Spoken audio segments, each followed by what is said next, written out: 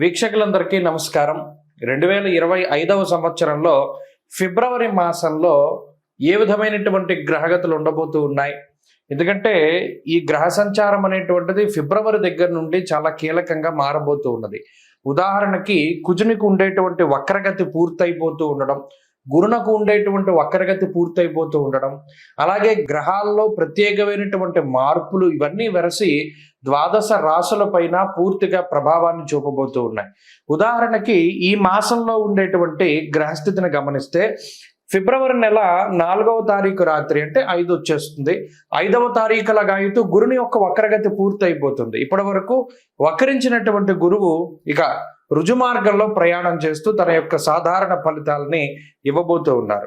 ఇక కుజుడు ఇప్పటి వరకు వక్రించి ఉన్నటువంటి కుజుడు ఈ 25వ తారీఖు తోటి ఫిబ్రవరి నెలలోనే తన యొక్క వక్రగతిని పూర్తి చేసుకుని తిరిగి మరలా తన యొక్క రుజు మార్గంలో ఆయన ప్రయాణించబోతూ ఉన్నారు. అలాగే రవి మకర రాశిలో సంచారం చేస్తారు 13వ తారీఖు వరకును. ఆ తదుపరి 13వ తారీఖు లగాయితూ కుంభరాశిలో రవి శని గ్రహాల యొక్క యుతి. ఇది కూడా చాలా ఇంపార్టెంట్. అంటే జ్యోతిష పరిభాషలో గురుశనుల యొక్క యుతి, శనికుజుల యొక్క సమసప్తక స్థితి, రవిశనుల సమసప్తక స్థితి, రవిశనుల యొక్క యుతి. ఎందుకంటే ఆ గ్రహం అస్తంగత్వం అయ్యేటువంటి విధానం ఇవంతా కూడా ఈ కొంత ప్రభావాన్ని చూపెడుతూ ఉంటుంది. ఇప్పటి వరకు రవిశనులు కలిసింది సంవత్సర కాలం తర్వాత మరలా ఇప్పుడే రవిశనులు కలిసి ప్రయాణం చేయబోతూ ఉన్నారు. కాబట్టి శుక్రుడు రాహువు కలిసి మీనరాశి యందు ఉండబోతూ ఉన్నారు. ఇలా ఉన్నప్పుడు ఈ ఫిబ్రవరి మాసంలో ద్వాదశ రాశులకు ఏ విధమైన ఫలితాలు కలగబోతాయో మనం తెలుసుకుందాం. ముఖ్యంగా ఈ మాసం అంతా కూడా దేని మీద ఆధారపడింది అంటే గురుడిచ్చేటువంటి ఫలితాల మీదే ఆధారపడి ఉంటుంది. తప్పితే రవిశనుల యొక్క యుతి జరిగినప్పుడు అనగా 13వ తారీఖు దాటిన తర్వాత కూడా ఎక్కువ విషయాలు ప్రభావితం అవుతూ ఉంటాయి. కాబట్టి ఈ విషయాలను నిశ్చితంగా పరిశీలన చేద్దాం. అందులో భాగంగా ద్వాదశ రాశుల యొక్క ఫలితాలని మనం చూద్దాం. తులారాశి వారికి 2025 ఫిబ్రవరి మాసంలో ఏ గ్రహాలు అనుకూలంగా ఉన్నాయి చూసుకుంటే, ప్రత్యేకించి ఈ గురు కుజుల యొక్క స్థితి అంటే గురువు వక్రగతి వదిలిపెట్టడం, కుజుడు వక్రగతి వదిలిపెట్టడం లేదా కుజుని యొక్క స్థితి వల్ల కలిగే ప్రయోజనం ఏమీ లేదు. ఇంకా రవి యొక్క మార్పు ద్వారా అలాగే శనేశ్వరుని యొక్క స్థితి ద్వారా కూడా అంత కలిసి వచ్చే విషయాలు ఏమీ లేవు. ఇంకా అర్ధాష్టమ రవి యొక్క దోషం పోయి పంచమ రవి యొక్క స్థితి అదేమంత అనుకూలమైనది కాదు. షష్ఠ స్థానమందు రాహు శుక్రులు ఉన్నారు. శుక్రుడి వల్ల కూడా భృగు షట్కము అనేటువంటి దోషమే వస్తుంది, కానీ శుక్రుడి వల్ల ఉపయోగత లేదు. అంటే ఈ మాసంలో ప్రత్యేకించి అనుకూలించే గ్రహాలు రెండే ఈ రాశి వారికి. ఒకటి బుధుడు పంచమ స్థానంలో ఉన్నటువంటి ఆయన, తర్వాత రాహు. ప్రత్యేకించి ఈ రెండు గ్రహాల వల్ల కూడా 20% ఫలితాలు శుభ ఫలితాలు మనం ఎక్స్పెక్ట్ చేయొచ్చు. ప్రత్యేకించి రాహు వల్ల వచ్చేటువంటి ఫలితం అలాగే బుధుని వల్ల వచ్చేటువంటి ఫలితం ఒక 20 నుండి 30% వరకు శుభ ఫలితాలని మనం ఆశించవచ్చు. అంటే పాస్ మార్క్ రాలా. ఎందుకు రాలేదండి అంటే గురుడు వక్రత్యాగాన్ని చేశారు. అందువల్ల గురుడు మార్పు జరగకపోయినా వక్రత్యాగం వల్ల ఏమవుతుంది, సప్తమ స్థాన స్థితి ఫలితం లేదు, అష్టమంలోకి వెళ్ళిపోయిన తాలూకు ఫలితమే ఉన్నది. అందువల్ల ప్రధానమైన మార్పు అది. ఇక రాహువు బుధుల యొక్క ఫలితాన్ని మీద మాత్రమే ఆధారపడి వెళ్ళాలి. కాబట్టి ఇది కొంత మిశ్రమమైనటువంటి మాసంగానే తులారాశి వారికి చెప్పచ్చు. అంటే జనవరిలో డిసెంబర్లో ఉన్నంత వెసులుబాటు ఫిబ్రవరిలో ఉండదు. ఫిబ్రవరిలో కొద్దిగా వర్క్ టెన్షన్ ఉంటుంది, వర్క్ ప్రెషర్ ఉంటుంది. అలాగే చాలా కీలకంగా మీరు వ్యవహరించవలసినటువంటిది ఏంటి అంటే చోర అగ్ని నృపభీతిశ్చ. ఫిబ్రవరి నెలలో దొంగల భయం ఎక్కువగా ఉంటుంది.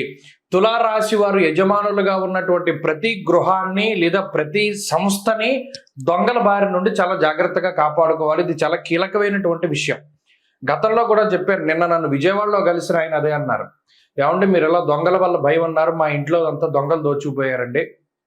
అయితే ఇది మనం సూచన చేయగలుగుతాం. ఫలానా గ్రహస్థితి వల్ల ఏమవుతుందంటే చోరుల వల్ల భయం వస్తుంది అని. కాబట్టి దానివల్ల వచ్చేటువంటి ప్రమాదాలను నివారించుకోవడానికి మీరే ఏదో ఒక ఆలోచన చేసుకోవాలి. ఇక రెండవది ఏంటి అంటే ముఖ్యమైనటువంటి డాక్యుమెంట్లు కానీ ముఖ్యమైనటువంటి సమాచారం కానీ అది మన యొక్క శత్రువులకి తెలుస్తూ ఉంటుంది.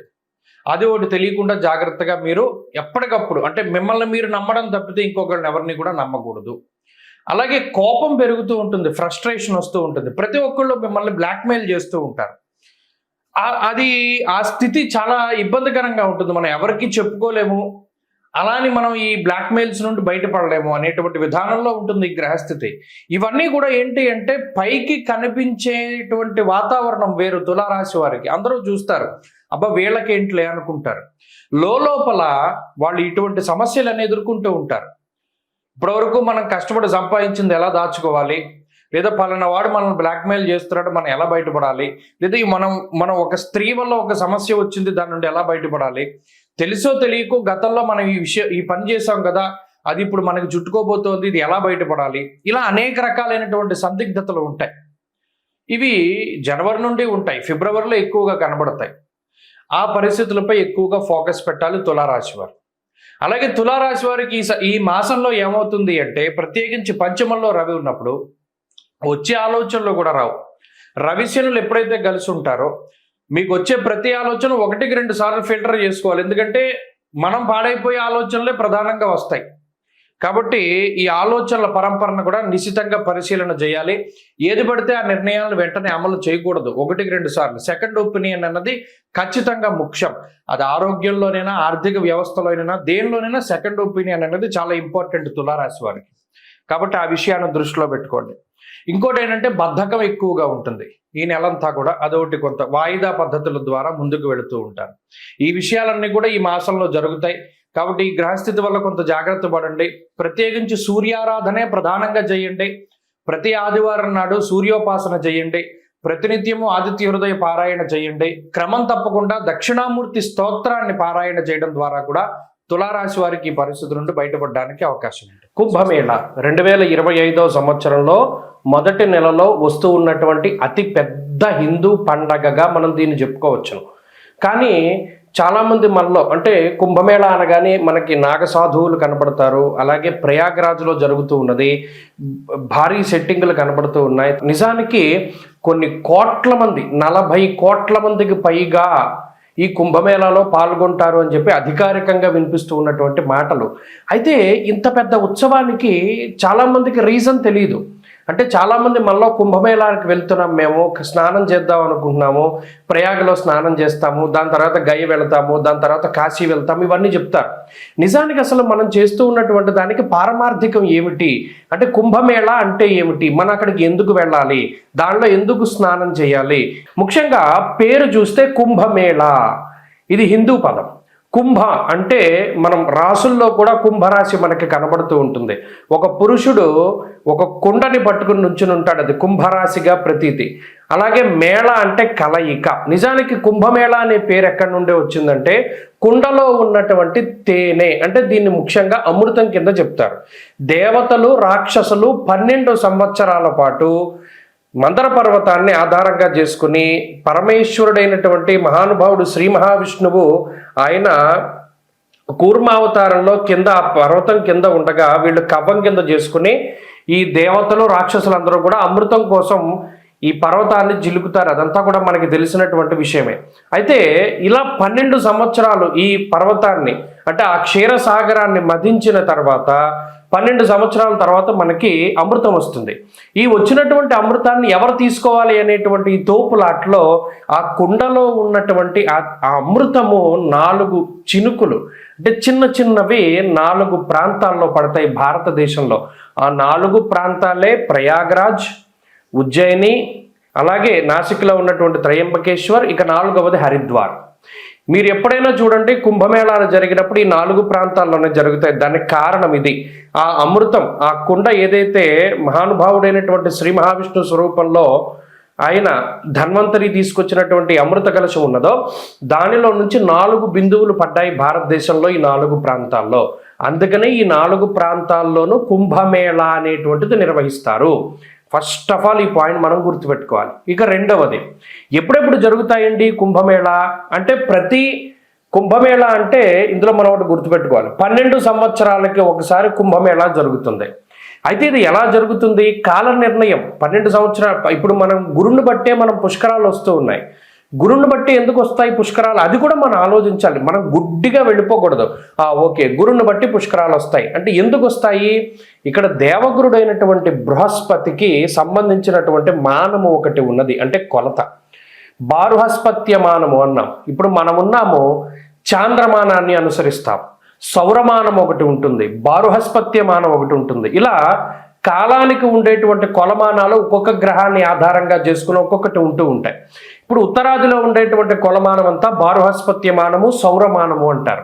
ఈ సౌరమానం, బారుహస్పత్యమానాల ఆధారంగా సూర్యుడు, గురుడికి సంబంధించినటువంటి గ్రహ గమనాలను బట్టే ఈ కుంభమేళా వస్తూ ఉంటుంది. ఈ రవిగురుల యొక్క మార్పులు, ముఖ్యంగా రవిగురులు ఇద్దరూ కలిసి వృశ్చిక రాశిలో ఉన్నప్పుడు ఉజ్జయినిలో ఈ కుంభమేళా నిర్వహిస్తారు. అలా కాక రవి మకర రాశిలో సంచరిస్తూ గురుడు వృషభ రాశిలో సంచారం చేసినప్పుడు ప్రయాగలో కుంభమేళా నిర్వహిస్తారు. అలాగే రవి మేషరాశి యందు, గురుడు కుంభరాశిలో ఉండగా హరిద్వార్లో కుంభమేళా నిర్వహిస్తారు. అలాగే రవి గురులు ఇద్దరూ కూడా సింహరాశిలో సంచారం చేస్తూ ఉన్నప్పుడు ఆ సమయంలో నాసిక్లో ఉన్నటువంటి త్రయంబకేశ్వర్లో మనకి కుంభమేళా నిర్వహిస్తారు. కాబట్టి ఎప్పుడు పడితే అప్పుడు రావు. ఇందులో 12 సంవత్సరాలకి ఒకసారి కుంభమేళా వస్తుంది. 12 కుంభమేళాలు పూర్తయితే దాన్ని ఒక మహాకుంభమేళా అన్నారు. అంటే ఈ లెక్కన మహాకుంభమేళా ఎప్పుడు వస్తుంది? 12లో 144 సంవత్సరాలకి ఒక్కసారి మాత్రమే మహాకుంభమేళా వస్తుంది. ఈ కుంభమేళా వచ్చింది అంటే ఈ 45 రోజుల పాటు సిద్ధులు, యోగులు, మునులు, ఋషులు, కంటికి కనబడనటువంటి శరీరాలతో తిరుగుతూ ఉండేటువంటి వారు, తేజస్వరూపులు, దేవతలు, యక్షులు, కిన్నెరలు, కింపురుషులు, గంధర్వులు ఎవరైతే ఉన్నారో వారందరూ కూడా ఈ కుంభమేళాలో స్నానం ఆచరిస్తారు. అందుకనే దానికి అంతటి ప్రాధాన్యత. మరి ఇంతమంది మహానుభావులు స్నానం చేస్తూ ఉంటే అందులో కూడా మనం ఆ సమయంలో స్నానం చేయడం ద్వారా ఈ శరీరాన్ని అంటిపెట్టుకున్నటువంటి పాపరాశి అంతా దగ్ధమైపోతుంది అన్నాడు. ఇంకా అంతకు మించి మానవ జన్మకి కావాల్సింది ఏముంది? ఆ స్నానం ద్వారా కుంభమేళాలో ఈ శరీరాన్ని భగవంతుడిచ్చినందుకు, ఈ శరీరంతోనే కాకుండా గత జన్మల్లో చేసినటువంటి సంచిత ఆగామి ప్రారబ్ధ కర్మలన్నింటినీ కూడా పోగొట్టుకోవడానికి ఇదొక అద్భుతమైనటువంటి అవకాశం. స్వస్తి.